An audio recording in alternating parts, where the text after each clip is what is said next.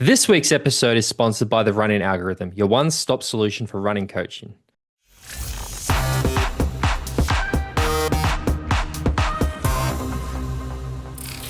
Welcome back, everybody, to another episode of Talking Triathlon Podcast, where that guy over there, James Bale, talks to me, Tim Ford, all about triathlon. Although today we're going to be talking about another sport as well. Jimbo, mate, it is our 100th episode of Talking Triathlon since we rebranded from MX. We've probably done about 6,000 episodes total, but since we've restarted the number count, we're at number 100, so congratulations.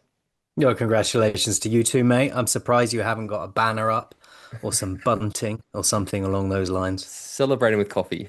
5:30 in the morning for me, Yeah, so cheerio. I have. I have a chamomile tea on the go right now. We And like there to party is there hard on is this some show. bunting outside the window here that I can see. So I'm just gonna pretend that's our bunting. Can I be honest? This is one of those weird cultural differences, I suppose, between the Australian. I have no idea what bunting is. What's bunting? It's like rope, but with triangular Ah, um I should little know what that's coloured called. shapes on them. Like the pool flags at the end of the Yeah, pool. like those, yeah, but with Ah, many, many colors, and bunting. towns will put it up whenever there's a celebration on. The It's town that cool. I live in Devon has bunting all year round. It's that sort of place. I was telling you just before we hit record that I'm actually quite keen to relocate to Devon at the moment. I've been going through the historical archives of one of my favorite TV shows called River Cottage, which is about this chef. I know you know what this is, but maybe for the listeners, Hugh Fernley Whittenstall, who leaves London to move to Dorset and sets up a little small hole in. And mate, watching this guy just like live on the land, I'm like, this is pretty appealing. Although I don't know how my triathlon training would go. There's River Cottage that used to sell Bale Ale as well, which was when I yeah. had my nano brewery, and yeah, we were in River Cottage for quite some time. I was tickled pink when you told me this, to be honest. I remember you told me, I was like, that is so. I even told Des, I'm like, Des, do you know James used to sell his beer at River Cottage? I'm very easily impressed. Jimbo, there has been, so as I said, it's our 100th episode. We're going to talk about Supertri. We're going to talk about T100. We're going to talk about WTCS. We're going to talk about some other bits and pieces, but it's our 100th episode. So what we did is we opened up, I put up a post on our Talking Triathlon Instagram. We also asked our Patreon WhatsApp group for a list of questions. And we're going to, after we talk through all this other stuff today, we're going to do a little bit different, bit more of a topic episode where we're going We're to, going to do the questions first, or we're no, going to cover some news and then do the questions as the to back end things. back end things. So people have to listen through our ramblings about what's actually happening in the sport. But there's some really good questions. I'm actually quite keen to talk about some of them.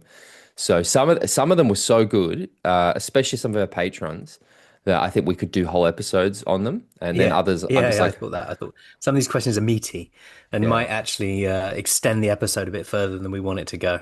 And then there were others where I'm like, I'm not answering that. So we'll get through them. But look, before that, if you want to give us questions like that next time, maybe for our 200th episode or whatever it is, head to patreon.com/talking triathlon. You can join up. You get the WhatsApp group. The stuff we say it every week, guys. If you enjoy the podcast, if you get anything out of the show, we get so many nice messages. We really appreciate it. But if you want to help support the show, head to patreon.com/talking triathlon. $5 a month. You get bonus podcasts, all that stuff. So it's a good way to help us keep us motivated to keep doing this. I'm sure we'll talk about it because that's one of our questions is about later. But James, let's get started with a piece of news that No, yes, no, no, we're not going to no. start where you think we're going to start. I want to just round something off that we talked Okay. about last week, which was Jan Frodeno pulling out of the UTMB because I made it last week. We were chatting on the podcast, and I said he was pretty vague about why he pulled out, and I said I hope it was because I don't know. The event had he said it was because he hadn't qualified, and I was hoping the event had said you can't race this unless you qualify. I thought that would be the best interpretation of what he'd said. Turns out the worst interpretation of what he'd said is actually true, and that is that he got a lot of online backlash from the ultra community for not having qualified, not gone into the race in the standard qualification format by collecting the stones and doing his time. And I just find it very disappointing. I just wanted to round that story off because I find it very disappointing when that kind of thing happens because you've got a multiple Ironman world champion, an Olympic gold medalist, who, in my opinion, he's earned the right He's in retired terms too. of it's not just the right, but it's also the amount of eyes when someone like that steps into a sport and does it, he brings a lot of exposure, a lot of content opportunities, and a lot of eyes to that sport. And I find it disappointing, if I'm honest, that the community reacted in that way. I'm not surprised. I think is probably the more disappointing thing. You told me this, and it's yeah.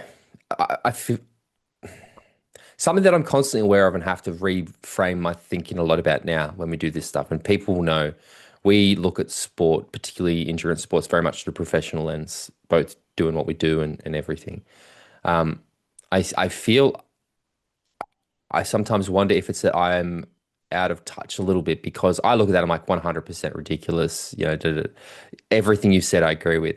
And then I have to remind myself sometimes or often that the majority of people, fans and participants alike, don't care about that stuff so much. And so I can, again, just even from my triathlon experience, I've seen enough of that where people get the shits anytime there's even mention about somebody getting like, and I know I've sometimes been a bit funny about it myself, but overall I like it. But yeah, I think it's just I'm not surprised when I heard. I was like, yeah, sounds about right, and it's kind of reassurance. It's not just triathletes who are really funny about things like qualifying It's just fucking internet, innit, mate? damn mate. I can't carry the internet into the real world. It cannot. The comment sections and the negativity we see online and the polarization we see online, it can't reflect reality. We can't let that happen. It can't corrupt it. Keep it online. There, Don't let it gear things. I know for a long time the YouTube comments in our show were always really great, and I used to quite enjoy it. And I think recently I've even just been like, I don't know if I actually want to check what people are saying because it's just like there's just been a fair few uh, things, and it's like, oh yeah, it seems to be getting worse, man. And one of the best things I did, and I know we spoke, is I got rid of Twitter. Like I have Yeah. not missed. I have not No. missed being on Twitter, and I use Threads now instead. And I find it to be a much more pleasant. I don't know if it's just that I'm in an echo chamber, but man, yeah, there's so much stuff online that you just like. And one of the things I always I get that thing where you see something very inflammatory, and do you know there's a thing now called rage bait where people will intentionally put up things farming for Yeah. a response. And sometimes you see it, and I very, very, very, very, very rarely will ever. Um, Like never. I think the only time I ever did was a guy that we know, who we both. I'm not going to name names. A guy we both know very well put up a response to something to do with something, and I couldn't help myself, and I just and I was like, mate, I think I made what they were talking about. I kind of gave them the triathlon analogy, and other like I don't know how many times I've started typing. I was like, just who cares, man? Like it's just Yeah. don't be that guy. Yeah. Don't be that Leave guy. it. Nobody gives a shit what I think anyway.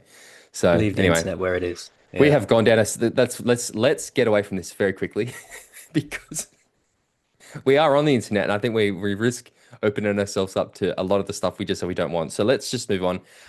Yeah, I think it sucks that Jan got that. I definitely think Jan should have been doing that. I think you could actually get Jan Frodeno to do fucking anything, and it would bring eyeballs. I would, yeah. I mean, Jan's the goat, the greatest of all time, as far as I'm concerned. So, yeah, it's ultra running's loss, but. Let's keep on the topic of ultra running, James, because this got dropped in the WhatsApp group yesterday, and I nearly, you see movies, people do like a spit thing where they have like got a drink in their mouth and they read something, they spit the drink out. I That was didn't believe it. almost my reaction. So you've got the Yeah. information there, but basically, some guy, I'm not See, trying to be disrespectful. It's very early in the morning. What's his name? What did he do? Sub it's Subisio Kubheka became the first person to complete a 100-kilometer run in under 6 hours in a unique running event powered by Adidas, exploring what's possible when the fastest athletes on the planet are combined with the latest speed-focused innovations. Now, he took an astonishing 6 minutes 15 seconds off the previous fastest time of 6:05:35, and he finished the 100-kilometer run in 5:59:20, which is, and whether you work in minutes per mile or minutes per km, I've got both of those for you. He ran 100 kilometers in an average of 3:36 per kilometer and an average of 5:47 per mile. And that's 16.7 kilometers per hour and 10.38 miles per hour. It's fucking How the disgusting. fuck? I I did a listeners may know, patrons will definitely know. I'm coming back from a long time out of this out of being able to train properly. I did a 5K race a couple of weeks ago in London, which was the relay, the T100, and I went flat out for me at this point in my journey. I think I ran one of those kilometers at 3:51, and the rest of them I was getting slower, but I was doing all right. And I think I averaged about 4:08 per kilometer for the 5K, and I was cooked, mate. This motherfucker ran 3:36 per kilometer for 100K. 100K. Like, what, mate? I did love like I woke up this morning and I checked the and there was just a comment from James Bale and I was chat group, which was, I am so shit, which which made me laugh. But no, this is I often get quite inspired by seeing some amazing performance. This was one where I just was like, fucking hell, I am so terrible. This is just Mm. like the most demoralizing Yeah, stat that I I've am ever so heard. shit. That was a very raw response, having just read it in that moment, because often these things are meant to inspire, aren't they? Like the sub two marathon, I find that very inspirational.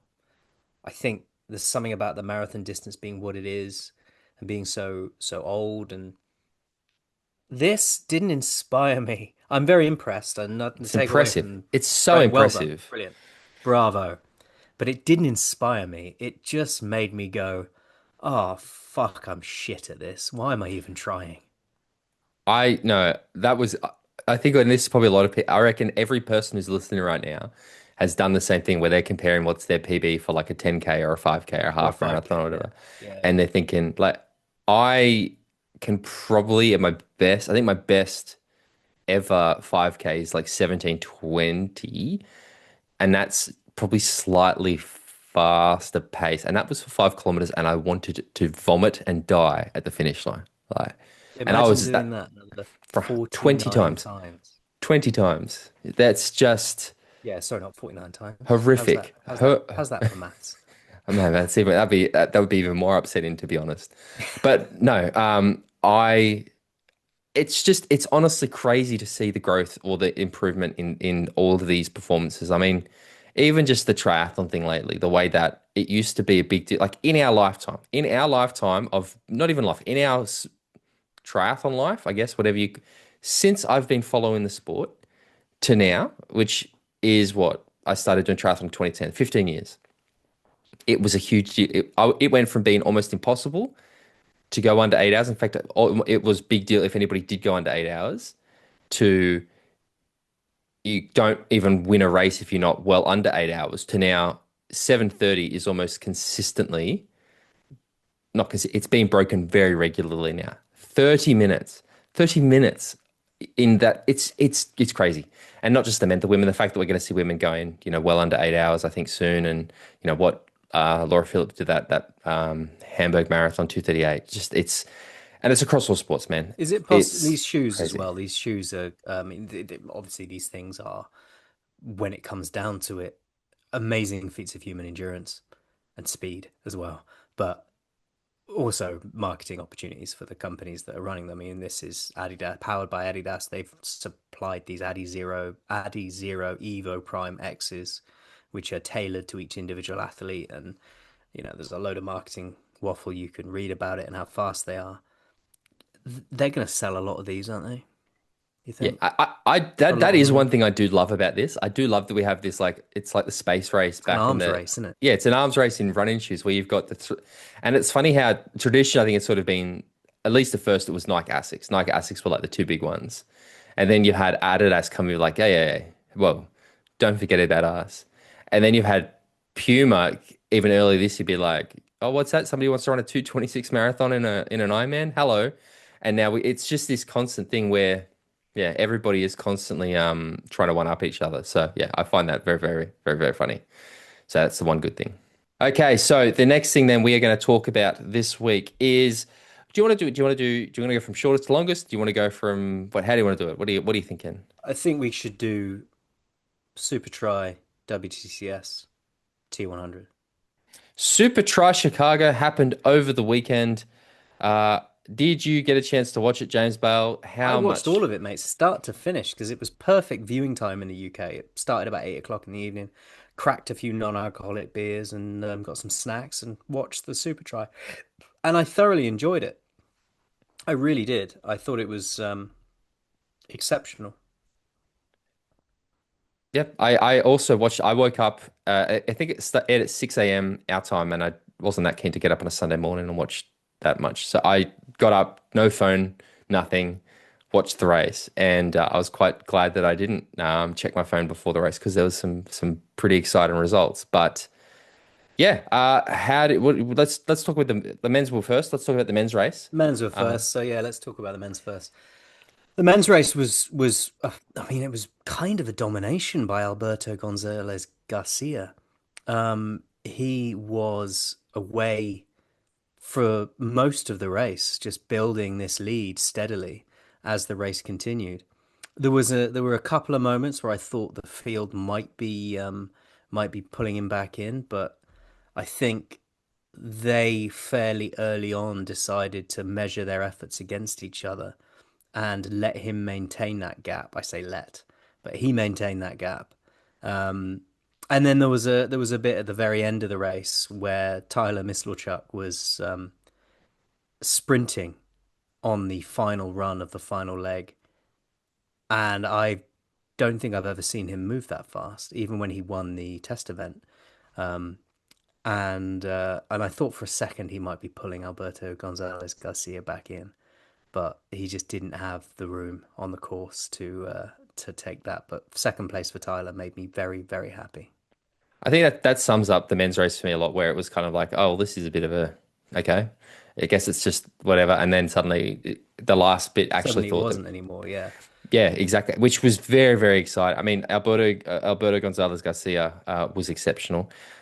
I do have a bit of a bone to pick with the guy from Podium. I saw on the broadcast. He was like, "Oh, Alberto reached out to us about, he loved it," and I'm like, Mate, I was so close to signing that guy for Crown Racing." So this idea that he was like so desperate to race for you guys is a complete fallacy.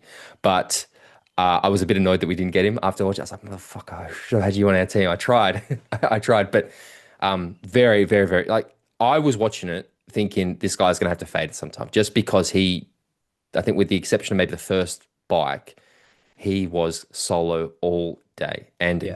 didn't fade, didn't lose time. Like they didn't until the last run, didn't lose time, was putting time into a pack, which was very, very, very impressive. But the highlight for me, again, I wear my bias on my sleeve. Um, Tyler's absolutely one of my favorite guys. Man, it was so good to see Tyler running that way and chatting with him after. He got a lot of positivity out of that result. And even just for me watching him, I said this to him. I said, it's so good to finally see you run the way I know you can after all this time because it's just been so many things that have happened. So to see him get off and then run, put 20 And it's seconds been into him. years of it, isn't it? You know, it's not just so many things that have happened, but it's been for such a long duration of time that he seems to have stumbled from one incident to another. And yeah, I felt exactly the same. I was screaming at the TV, mate, if I'm honest, when he was hunting down Alberto in that final run, because my head was looking at that gap and looking at that time and looking at the amount of distance they had left in the run, thinking he's not going to catch him. It's not possible. But there was an element of me that was just like, oh, he's moving so fucking quick. He might do And then this. there's camera Um, angles. It don't yeah, make it's it camera easy. angles as well, isn't it? But yeah, great to see with John Reed rounding off the podium in third place. Johnny was very impressive to me. I've like I'm aware of him. I've seen a few of his results at the short course stuff. I know that he came third at that Morocco World Cup earlier. I think he was fourth in Toronto. But I thought his performance was like that was a very pay attention to me sort of performance. I think that the course was shit. It was another one of those American super tri courses. One thing I was talking with MG yesterday, and I was talking about the broadcast, and I said one thing I couldn't wrap my head around was, did you see where they? I really like the little. I like those little technical bits they have. I think that the courses need a bit more of it. But did you see when they'd go down through that chicane onto the what I guess is the wharf, and there was just like grass all over the. Yeah.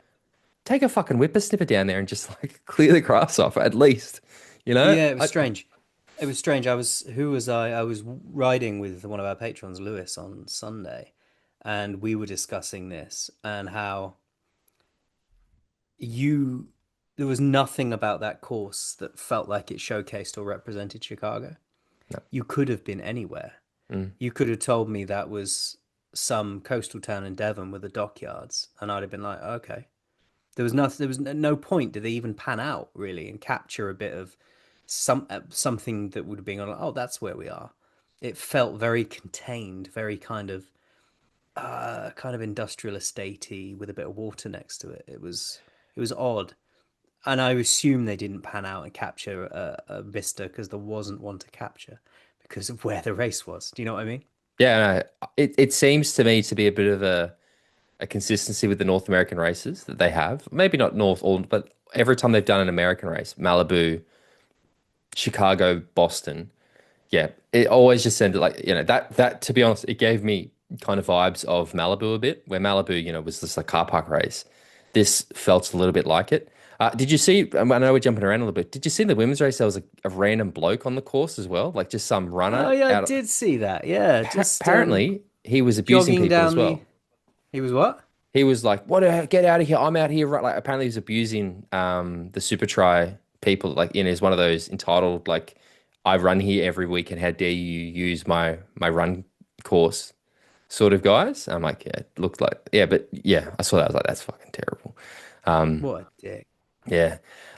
Anyway, yeah, great racing. So podium racing took the lead in overall with some great performances. Let's talk about the women's race where it was a little bit tighter, but not much tighter, to be honest. It was a similar sort of domination, but this time from Jeanne Lehair.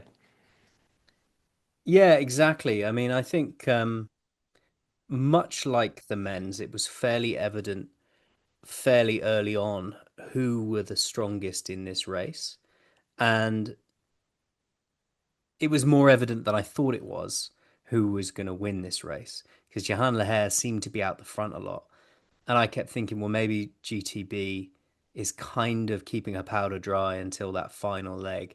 And we're going to see her, you know, have a bit of a surge come that final leg and take Jeanne Lehair on. But it looked like what we were seeing in the first two legs, which was Jeanne Lehair looking like the strongest athlete, just transpired to be the case. She was the strongest athlete and she was the one with the legs there. I think is it Fanny Salzia? Danny Salah. Salz Salah? She was the surprise of the women's race, I think, being 17 years old and rounding off the podium in the fashion that she did. I didn't think she was going to hold on to that third place when they started that final run leg, but it soon became fairly clear that Tapia didn't have what it took to reel her in. I've heard them talk about Fanny Salah for a long time about, how much talent she has. And I've always been like, yeah, this was okay, yeah, okay. There's real talent here. Um, And watching her get as emotional as she did at the end as well, how as she crossed the line, how happy she was to have finished on the podium, and then to see the hugs and the tears with her family and supporters as well was great to see. that's a good point, actually. And this is something that I really like that she sort of showed. But again, like these results mean heaps to these athletes too. Like again, I can only talk about my experience with Tyler, but like that second place for Tyler means so much to him. We've had lots of chats about how happy he is about that. Like, realistically, that's probably the last time Tyler's racing Super Try. Or there's a very good chance, I shouldn't say it's definite, but there's a very good chance that's his last Super Try race. And to have him go out, a couple of years ago, he was he was podium, he podiumed that sprint finish against Johnny Brownlee in Singapore. He's won a heat and, he's always been up there. So same for Fanny, to be so early and have that and to show the emotion shows how much this means to these guys. I love seeing the emotion. I still think back to that finish last year in Chicago where Alex crossed in front of Hayden. Was it anyway, whichever one it was, and did the arms cross, and Hayden had like the little sook about it. Like I love that stuff. I love seeing the emotion. Yeah.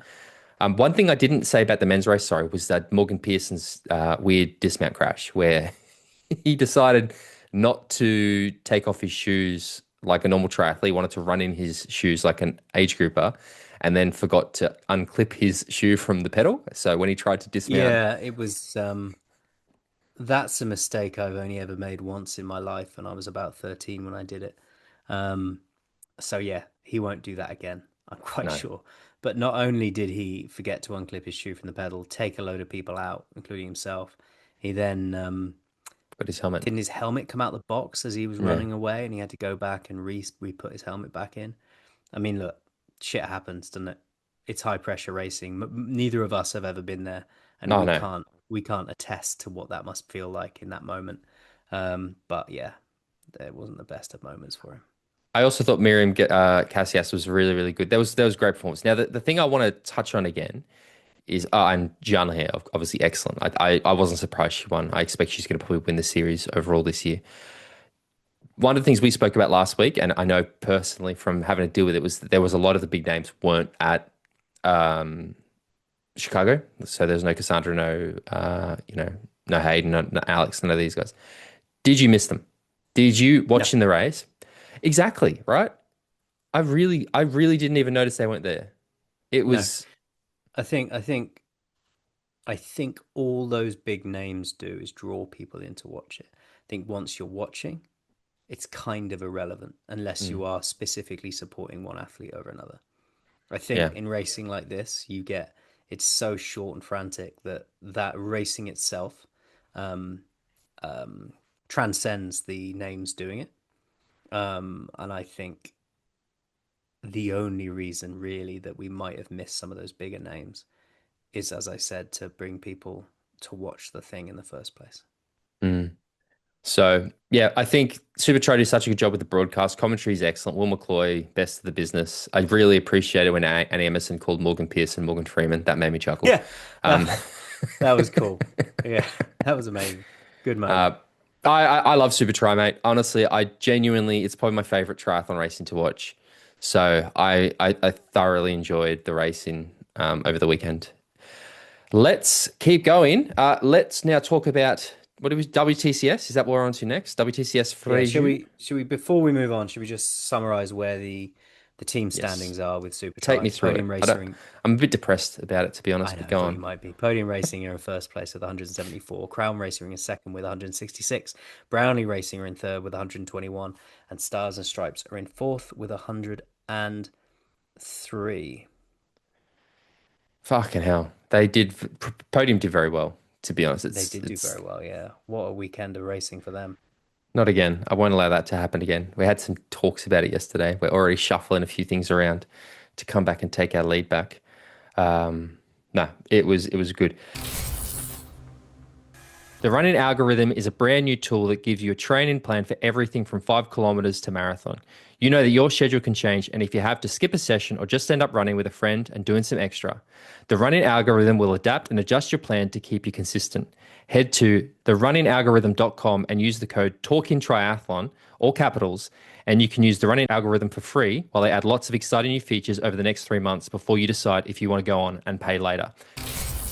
Let's now talk about WTCS Frejus. It's a sprint distance race, I believe. James, do you have any information? I'm trying to get the start list up while I'm also taking the time Yeah, code. so I got the wrong one there. Bear with me a second. Yes, the French Riviera has WTCS racing this weekend, and it's only 24 hours after the T100 French Riviera race, which is taking place. And Hayden Wilde is headlining both of those, so he will be going from the T100 Frejus race into the WTCS event. Um, the action gets right on Sunday, the 31st of August at 2:45 local time with the elite men, and then the women go off at 4:30 local time. It's a sprint rather than an Olympic race. So, those people that are doing the double header, I think it makes it a little bit more manageable. But yeah, 750 meter swim, and then onwards from there. So yeah, Do you sprint have the start race. list? Yes, we have. Well, no, I've got the headline names. We've got Alex Yee, Hayden Wilde, Matt Hauser, which is the first time those three have faced each other this year. Like I said, Hayden is doing both the T100 and this race. And then you've got Miguel Hidalgo and Vasco Balasa I on got the it here women's now. side.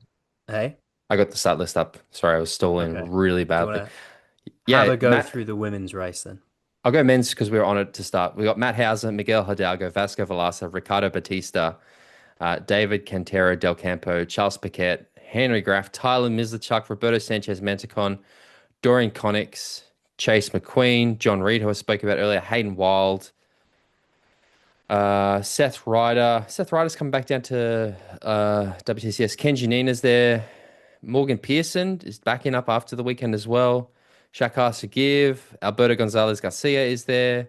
Alex Yee, Pierre Lacour, Vettel Thornton. Mate, it's a pretty good bloody start list if I don't do say so myself. That's that's pretty fire. You mentioned the fact that Hayden is doing the double. We spoke about it last week. Alex Yee coming back. This is going to be one of the first times we see those two race in a while. How do you Plus see it Matt going? Hauser. I'm So you've going to put talk about Hauser. Don't worry. Alex Yee, Hayden, and Hauser on the start list for the first time this year, um, and maybe the only time we'll see them on the start list this year. Mm. So how do you see it? Do you see this being a return to what we've seen in the past? Hayden and Alex end off together. Alex pips him at the line, or do you think that the special focus that Matt Hauser is putting on WTCS or others like Hidalgo or Vasco maybe will give them the slight edge? Like, do you think that we'll see? Yeah, I don't know.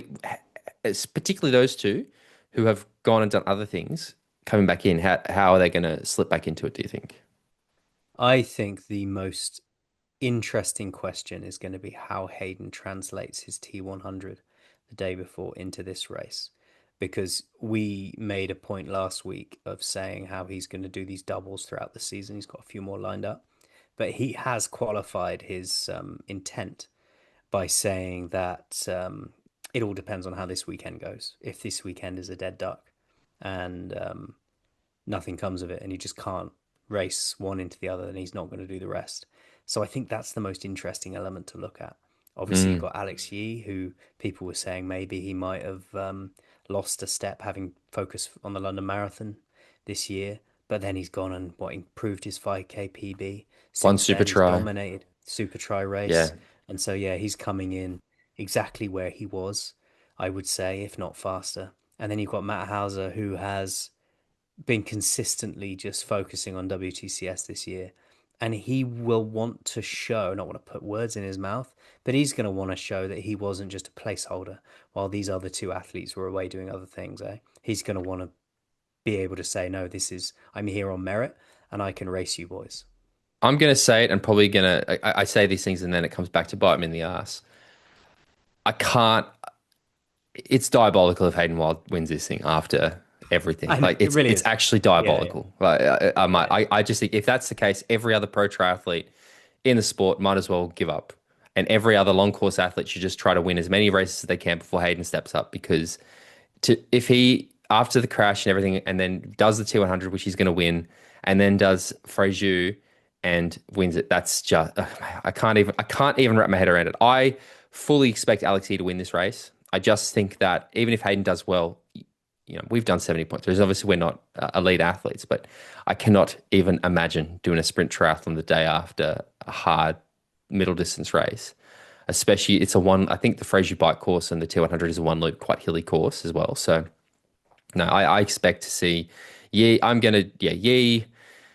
and Hayden are gonna have a bit of a battle, but I think Yee's gonna win the thing. Hauser's probably I actually think I'd probably pick Hauser for second. I'd probably go Yee, Hauser, maybe Wild or Vasco or somebody else in third. I just expect to see Hayden fade with the fatigue in the legs.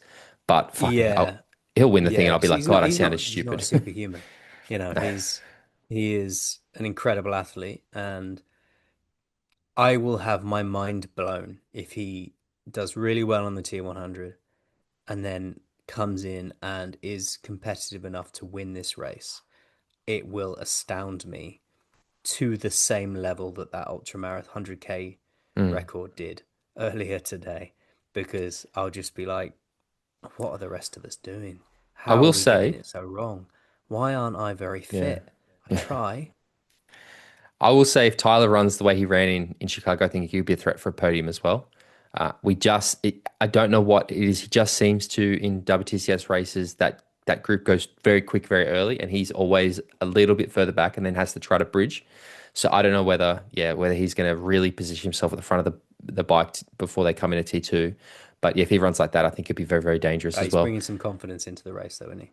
Exactly. The women's race, I've got the star list here. We got Beth Potter, Leonie Perriot, Lisa Tersh, Jeanne Lehair, Cassandra Beaugrand, Tilda Manson, Rosa Maria Tapia Vidal, Taylor Spivey, Anika Kosh, Sian Rainsley, Nina Ime, Anna Godoy, Olivia Matthias, Emily Legau. Mai Kingma's on the start list. Emma Lombardi is back. Erica Ackerland, Emma Jeffcoat, Sophie Lynn, Summer Rappaport, Desiree Ridenour, Jessica Fulgar. Anyone else there? It's not as strong as the men's, but you've still got the big names are there in particular with Cass, Beth, Jeanne, Leonie, Lisa. No Julian Vermeulen, but I think Cassandra Beaugrand's probably going to win this one. Yeah, I think I yes, I think you're probably right. I'd love to see Jeanne Lehair carry her form from the weekend in Supertri into this race. It's a sprint race, not an Olympics, so she's firing at the moment, with just a slight dip in the week and a little bit of movement. She might be able to carry that form through. So for me, I'm going to say Jeanne Lehair is going to win this. I think the travel probably factors in as well, though. It's the sort of thing I'm like not really expecting anybody who is in Chicago. I know that that was one of the reasons a lot of athletes didn't want to do it. Is just the thought of traveling from Chicago across to Frejus for this race. Like I think it's a big demand. So yeah, I'm just going to go Cassandra first, Beth second, and Lisa Tersh third. I think is how I'm looking at this at the moment. Although Leonie Perez runs so well this year as well that she could absolutely win the thing. I mean, I think there's probably several women apart from I'd put Cass first and then everybody else. I don't know what the order's going to be. It's sort of where my head is at. Um, but yeah. Also, I don't know where Cass is. Cass in Super Tri seemed like she didn't want to be there. And that makes me wonder a little bit like, is she just fully focused on WTCS? Is she having that post Olympic thing where she's a bit like sick of it? I don't know. So I hope she does well. When she wants to, she does very, very well. So looking forward to it. Yeah, so am I actually. It's going to be interesting, seeing some of these athletes do the double. For me, my picks, I'm gonna counter you slightly on the men's side. I'm gonna say Matt Hauser's gonna win it, and on the women's, I'm gonna say Jean Lehair's gonna win it. Perfect. I love it. Let's move on now to the T100 Frejus. Now, we've spoken about this a few times recently, so I don't think we need to go into heaps of depth. I will. We've also. Did you do your picks on the No, not fitness yet. league? Okay. Anyway, so you can do them live. Men's race: Sam Long, Peter Heinrich, Let's do it Mathis live, man. Magirier, Leo Berger, Morgan Pearson, Anito Benito Lopez, Jelle Gaines, Gregory Barnaby, Nicholas Mann, Kyle Smith, Hayden Wilde, Rico Bogan, Mino Koolhaas, Justus Nishlage, Sam Dickinson, Harry Palmer, Wilhelm Hirsch, Colin Jacques, Dylan Magnew, Jack Hutchins. So in the men's, we don't have Yuri Cooler, no Frederick Funk, no Martin Van Riel, no Mika Newt, no Jason West, no Vincent Louis. In the women's race, Taylor Spivey, Marta Sanchez Hernandez, Kate Woff, Laura Madsen, Paula Finlay, Ellie Salthouse, Hannah Berry, Ashley Gentle, India Lee, Els Visser, Lucy Byram, Jess Learmonth, Caroline Pole, Georgia Taylor Brown, Julie Iamello, Katie Kivjova, Liana Bissig, Dee Dizeric, and Anita Anastasia Dam without Taylor Neeb, Emma Pallant Brown, Imogen Simmons, Lucy Charles-Barclay, Flora Duffy, and Julie Darren. Thoughts? Yeah, I think the women's race is going to be more exciting than the men's. I Okay. think we're going to see a kind of a similar footprint to what we did in London on the men's side. I think Hayden's going to do really well, mate. So do I. I think his he's well and truly shaken off that doubt and worry after his injury, and I think he's going to come here and he is going to back up what he did in London, and we're going to see him perform a fairly solid and comprehensive double win. I think we're going to see Hayden and Rico off the front, Yeah. and then it's going to be a big gap because it's quite a tough course, and Hayden's going to pull away, win the thing easily. Rico is either going to completely capitulate or is going to hold on for second, and then third will be Yellow Gaines. Uh, the other one that I think could make a difference is Matisse Magirier. Another one that I was like one to watch is God, why am I having a mind blank? Harry I've spoke Palmer. about him, Harry Palmer. Yeah, I think Harry Palmer has been delightful to watch this year. His run is very, very, very strong. Yeah, but he So was bollocks in London. yeah, but he'd done an Ironman the week before. I So know. I'm just saying, you he's know. not Hayden Wilde, mate. He can't back up and do back to back. Yeah, He's a good bloke. That was said partly in of jest. course. Yeah. Anyway, women's race. Where do you see this going? Um, the women's race is an interesting one. We haven't got Lucy Charles-Barclay in this race, No, so she's not or Nib, looking to back. Hey, or Nib. or Nib. So two key names coming out of this race.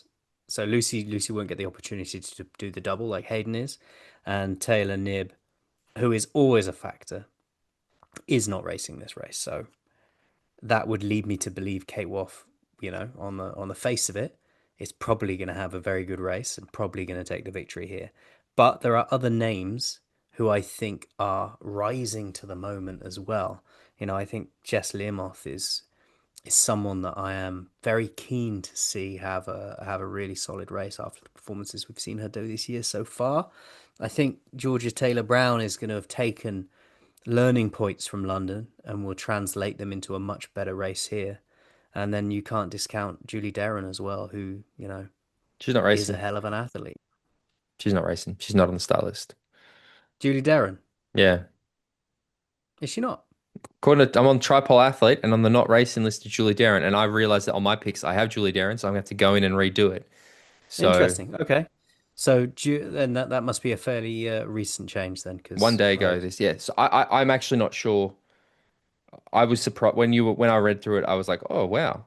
I'm guessing it's accurate. So don't add us. It's that Tripole Athlete.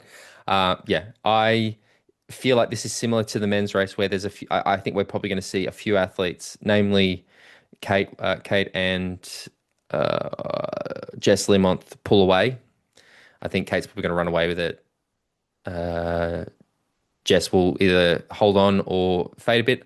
Georgia Taylor Brown, I think, is going to do much better. I kind of expect her to be. She could go with Kate and Jess in this race. I don't think she will though because she has been doing a lot more short stuff. So yeah, you take Lucy Charles and Taylor Knibb out of that bike pack though. There's an opportunity for someone Singapore, to, hey, it's like Singapore. yeah, but there's an opportunity for someone to break away on the bike, is what I'm saying, because you've got less firepower in there. I think those two will break away. Look, I think if it came down to it, Jess would probably drop away from Kate. I think Jess is a stronger cyclist, and she knows she's not outrunning Kate. I'd love to see her try that. I'd love to see Jess really That's actually kind of what I'm hoping attack. for. I want to see Yeah, Jess. I want her to capitalize on the fact that you haven't got Lucy Charles, you haven't got a Taylor Knibb, so you haven't got three really strong bikers working together behind you to pull you back in, and you're just gonna go fuck it, let's fucking have it, and just all out gun it. it is. It is just. I look at that and I'm like, yeah. Again, I know I did terribly in the London, but I see like two men and two women, or to be honest, maybe two women and one man who I think is going to win the thing. Maybe a couple that could.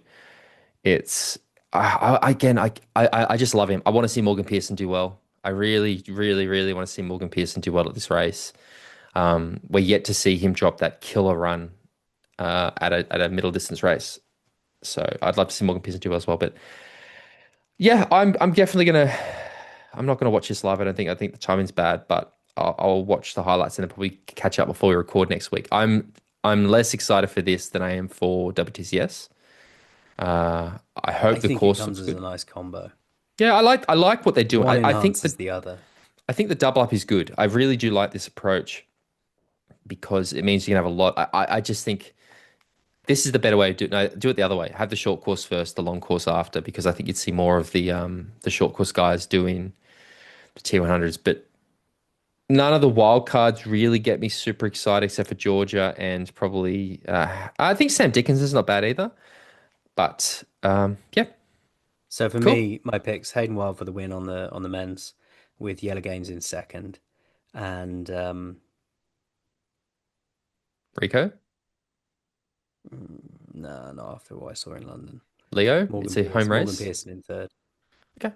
I'm going to go Hayden, Jelle, and Leo. I think Leo's going to rise to the Mo- occasion in France.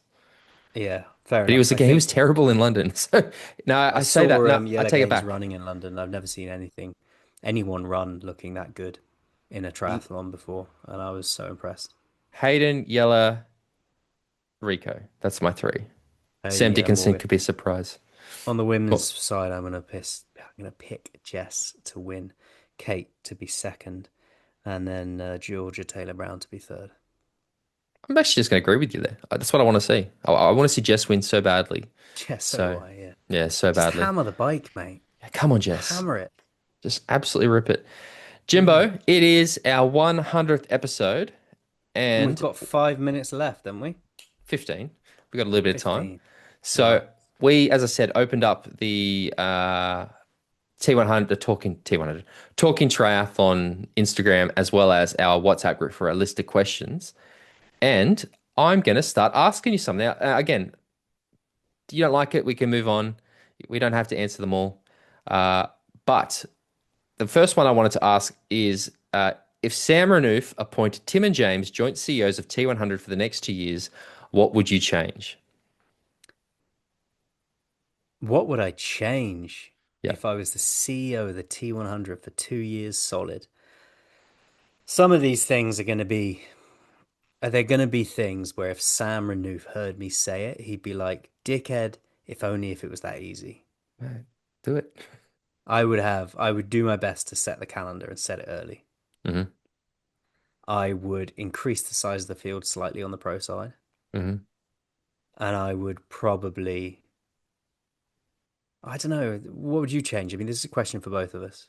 I would lose the contracts and go back to the same setup we had a couple of years ago where it was just the bigger prize purse, deeper Yeah. field. And it's, Yeah, I'm with yeah, you on that.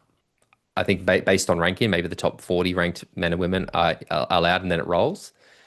Uh, I would probably have less events, but I would make it that, yeah, I think, I don't know, yeah, less events, I think. Or if I had the events, I would try to, instead of trying to compete with another series, I would try to pick dates that are going to maximize the potential of my field, if that makes sense. So, Yeah, I think yeah. I'd get rid of the age group racing as well.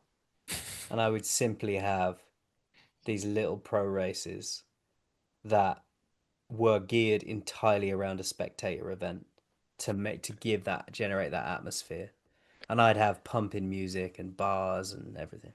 Do you think so? Before we actually, what we should do, because the follow-up question, another question was that thinking similarly, if you two have a magic wand, what do you start, keep, and stop from season 2026 to make triathlon better? So let's, instead of just picking on the PTO, why don't we take a bit more of a holistic approach and say, if we could look at the whole landscape of triathlon at the moment and try to fix it moving forward into the 2026 season, what are some of, like, what would your ideal triathlon situation look like? So this is a magic wand. Magic wand. We can A do magic whatever we wand. So want. I have magical powers. Magical powers. And I can make it so that endemic and non-endemic sponsors are flooding triathlon with money. Correct. Absolutely. Okay. Then what would I would make it so that each pro triathlete that existed on the planet had a minimum earning level that sponsors had to reach for them. And so every pro triathlete to a certain level um earn enough money to survive and focus solely on the sport. Okay. Interesting choice. I agree with that stuff. I'd love that too. What I would like to do is I would like to see a T100 and Ironman partner. And what I would like to see them do is instead of trying to compete with each other, come together where you have Ironman focus on the age group element and there's the age group races on the Sunday, like there is at the moment. But the PTO comes in and does a pro race that is different, but at the same place, either the day before or the day after the age group race. So let's say I'm in Hawaii, for example. We've got the age group race on the Saturday, and then on the Sunday you have the Hawaiian Ironman, the T100. I'm just this is an example, T100 Hawaii, which is a different course. The fields, lapped courses, not okay. Hawaii's a bad example because it's let's pick Copenhagen.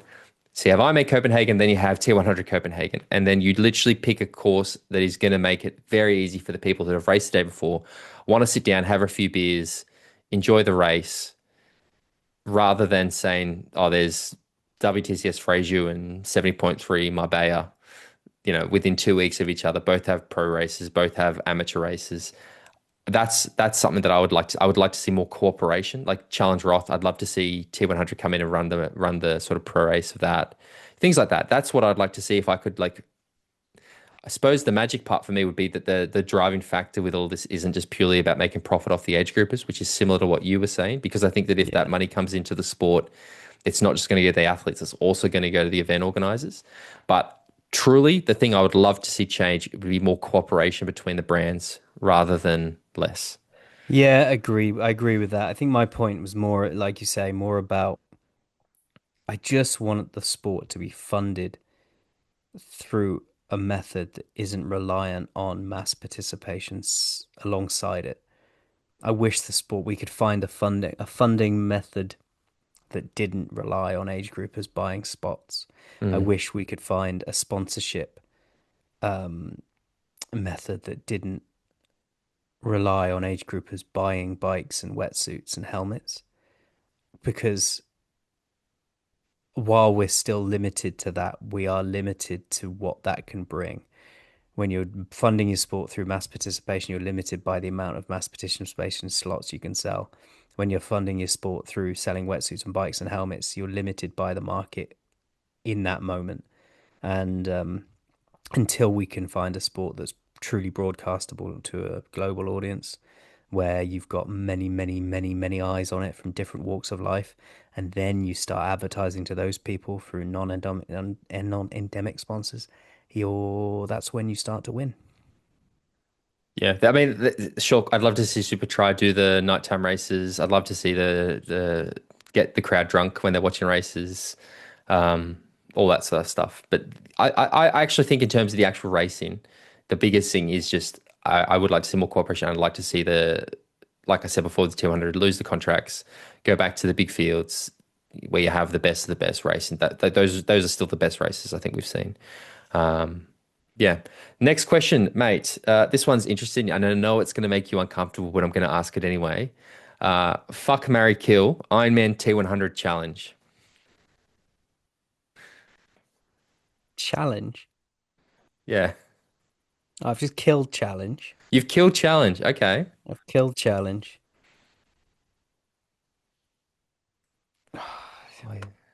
I'd marry T100 because it's just reliable, Wow. and I'd fuck Iron Man. I would probably change my order. I But where think is Supertri? Because I'd definitely fuck them instead. that's the Be a more side fun piece, mate. night. That's the side piece that you you don't tell the other three about. I would say, and all we can do is I would marry challenge because they feel like they're like okay, it's like they're just doing their thing over here, right? And it's not getting the attention, but they always put prices on. They pay appearance fees. They've got prize Consistent, money, loyal. consistent, loyal. That's what I mean. I kind of that's where I'm at. I would fuck probably Iron Man, and I'd probably kill T100. So that's All right. just from that point of view. Okay, the next one. Oh, okay. Here's a bit of a reflective one for you, Jimbo. What's each of your respective favorite things about the podcast, and do you anticipate continuing talking triathlon as long as the excitement remains to create content? Oh, fuck's sake. I have to be nice to you now. No, you don't. Um, what was the first bit? What was the bit I What's appreciate your most favorite about the thing about the podcast? podcast? I mean, obviously the podcast is I really enjoy doing it. I enjoy our patrons. But my favorite thing about the podcast is that me and you live so far away, and it's an opportunity each week consistently to catch up and have a chat.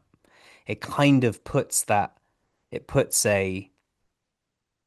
even though sometimes one of us can be like, oh, fucking hell, we got to do the podcast, or like it can feel like a drag. As soon as we log on and we start shooting the breeze, it's just a nice sort of way to make sure you catch up with a mate once a week.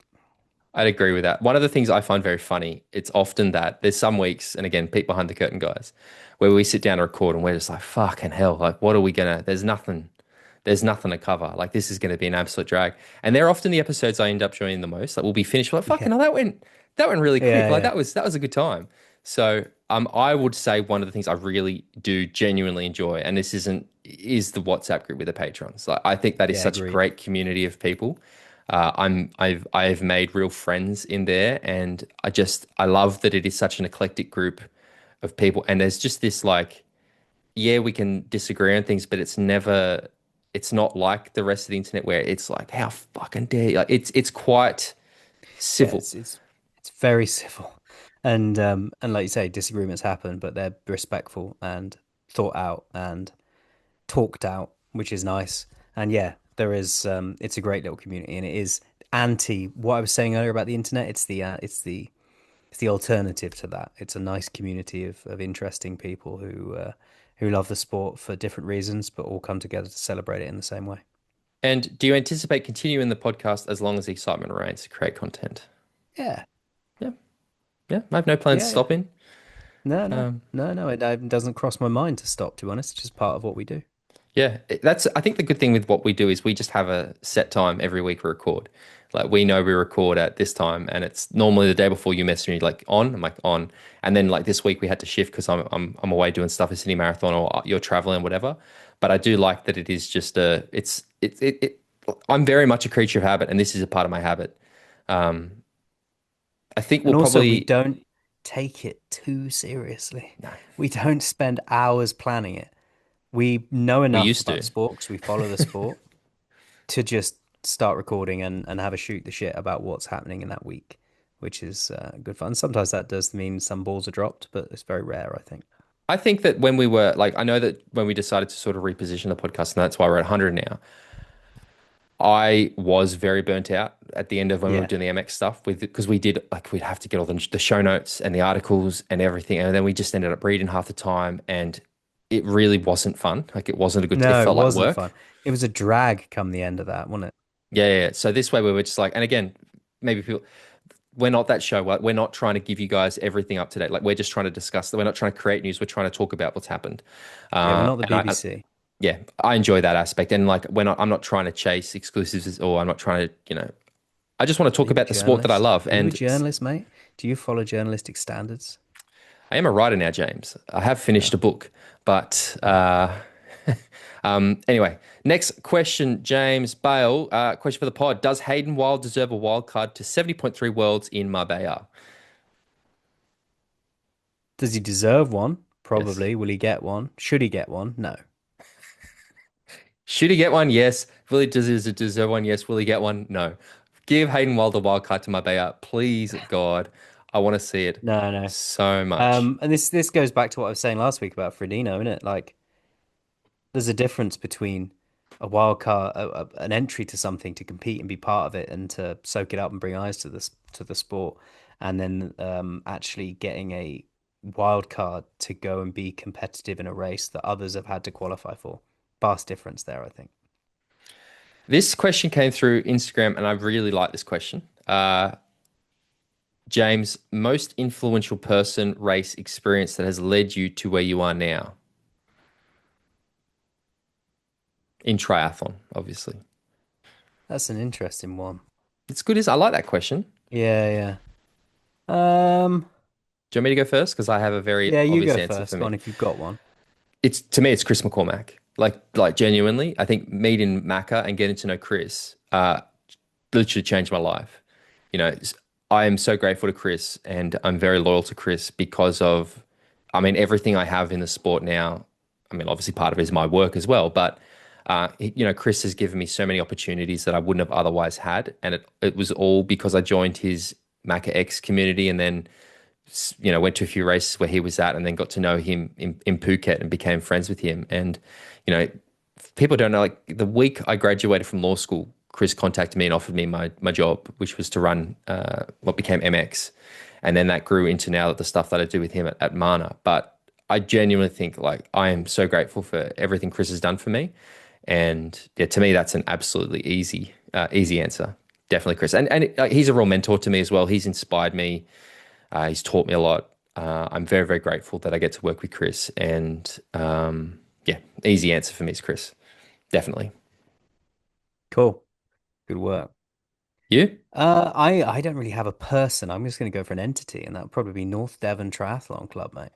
What about this From guy when here? I joined them when I was 13, and it got me into the sport. It got me to know about the sport and fall in love with it when I was a younger man, and I trained with them for a number of years, and it was that where my love for the sport began, I would say. I one of the things I've always really uh what's the word, admired about you is your length of time in the sport. Like a lot of people come, like even myself, I came to triathlon in my mid-20s. I'm nearly 40 now, so it's been 15 years. But you have literally been a lifetime triathlete, and I love that. Like it is one of the things I really do admire about you. So Well, uh that's kind. uh There were a few wilderness years, mate. look, there's a lot of questions. We're running out of time. So this one here, over the last 100 episodes, what has got better in triathlon? What has got worse? Is the sport in a better place now? And do you two still enjoy it as much as you were 100 episodes ago? That's the last one we'll do this week. Yes, I do 100% still enjoy this. I would say I enjoy the podcast more now Hmm. than I did 100 episodes ago. Do I enjoy the sport as much as I did 100 episodes ago? Yeah, I think so. Because I think the more you get to know people, the more sort of the more of a community it becomes, the behind the curtain element of the sport, the more I tend to enjoy it. There are frustrations and there are personalities that rub you up the wrong way sometimes, but I do love the sport, yeah. What's got better? What's got worse is sponsorship opportunities for athletes. It's getting worse. Worse, worse, What's worse, got constantly. what's got better, and also what's got worse, I think, is accessibility to a certain extent. Not in terms of the amount of races, but races seem to be getting more expensive, which is I think is a little bit disappointing for those people who are trying to enter the sport. But also stuff's more expensive. Everything's so You know, getting expensive. hold of entry level bikes, getting hold of entry level bits of kit, it's just doesn't seem as the spectrum isn't as wide anymore. You've got lots of very expensive kit up here, and then you've got a few bits down here, and I feel like the sport isn't set up for funneling people into it as it used to be. I think that's a really good point. So is it, what's gotten better?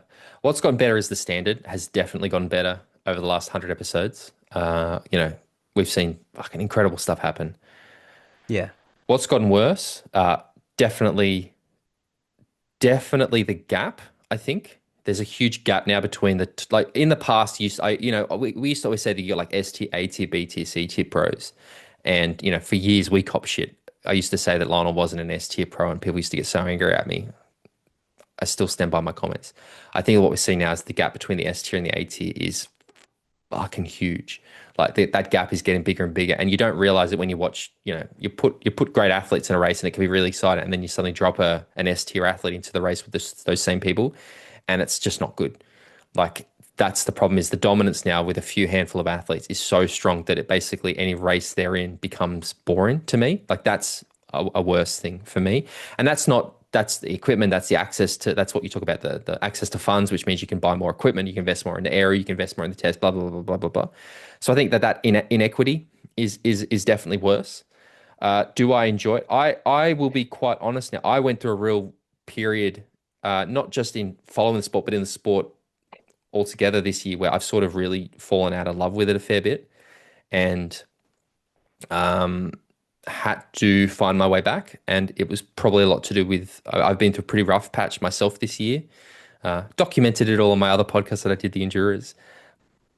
But that definitely led to me feeling a bit jaded about the sport. I think I've been a bit burnt out, working as hard as I do with what we do and not really getting the results or seeing this, the declines and getting, like weird pushback on things and, being told like it did start to wear me down a little bit. I'm being as proactive as I can to fix that.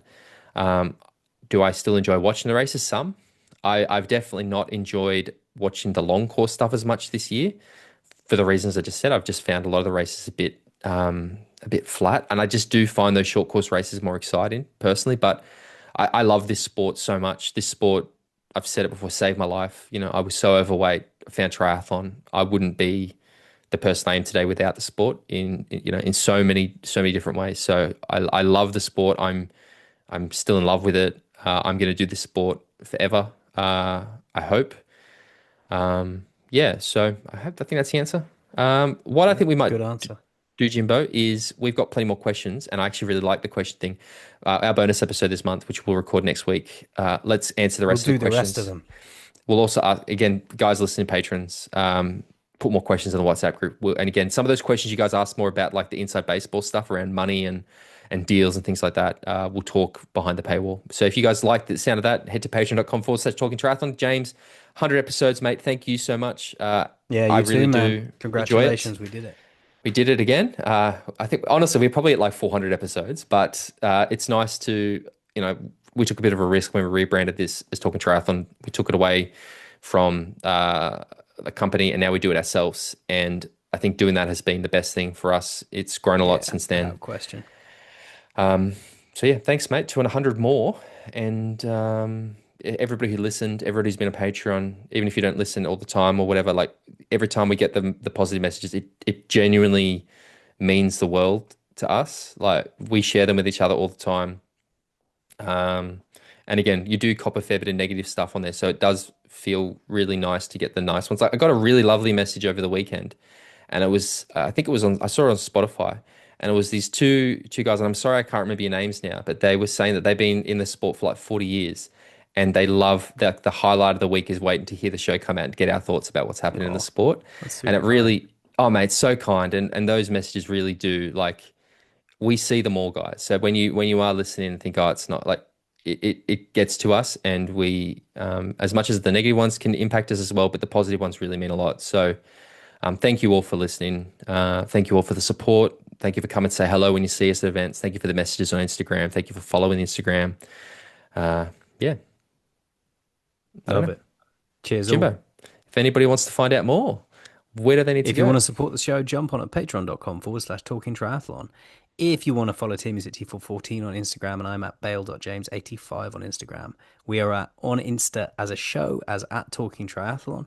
And if you want to join the Patreon group, you'll get access to the WhatsApp group that Tim mentioned earlier, and all the monthly bonus episodes and the social group. And but if you're not a patron and you want to get a comment to us, then the best place to do that is probably on the YouTube channel. That's it, Jimbo. A pleasure as always. We'll be back next week. We will talk through WTCS. We will talk through T100, and I'm sure there's some other IMS stuff that's happening. But until then, James, talk to you later, mate. Cheerio.